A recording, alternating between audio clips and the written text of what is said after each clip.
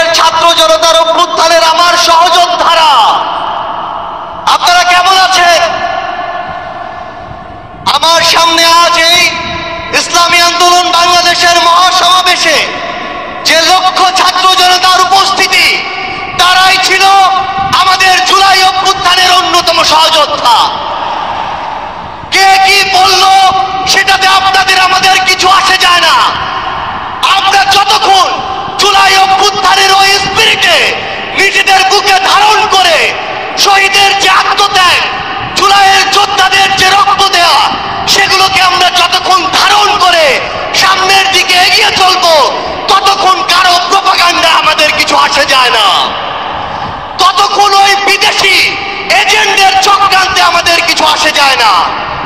আমাদের মনে আছে ওই 3, 4, 5 আগস্টে আমাদের আমির সাহেব, সিনিয়র নায়েব আমির সাহেব কিভাবে মার্চ টু গণভবনের ঘোষণা দিয়েছিলেন।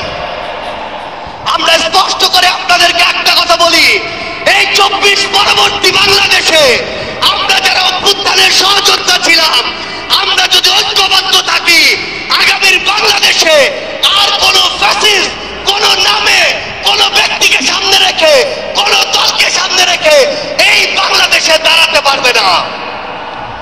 এখন জনগণের সামনে আমাদের দৃষ্টান্ত স্থাপন করতে হবে। আমরা আমাদের কাজের মাধ্যমে প্রত্যেকটি ক্ষেত্রে যেন সেই দৃষ্টান্ত স্থাপন করতে পারি। আজকে যখন আমি আসছিলাম, রাস্তার আশেপাশের প্রত্যেকটি মোড়ে আমার ইসলামী আন্দোলন বাংলাদেশের সহযোদ্ধারা ট্রাফিকিং এর কাজ করছে। এটাই হচ্ছে দৃষ্টান্ত যে আমরা কাজ করব, আমাদের রাজনৈতিক সমাবেশ করব, একই সাথে জনগণের যেন দুর্ভোগ না হয় সেটাও আমাদের মাথায় থাকবে। আমরা এর আগেও দেখেছি এই মাঠে প্রোগ্রাম হয়েছে, প্রোগ্রাম শেষ করে মাঠের প্রত্যেকটি ময়লাকে পরিষ্কার করা হয়েছে। এটাই হচ্ছে আগামীর বাংলাদেশের দৃষ্টান্ত যে আমাদের যারা সাময়িক যদি কোনো সমস্যা হয়, আমরা আবার ঐক্যবদ্ধভাবে সেই সমস্যার সমাধান করব।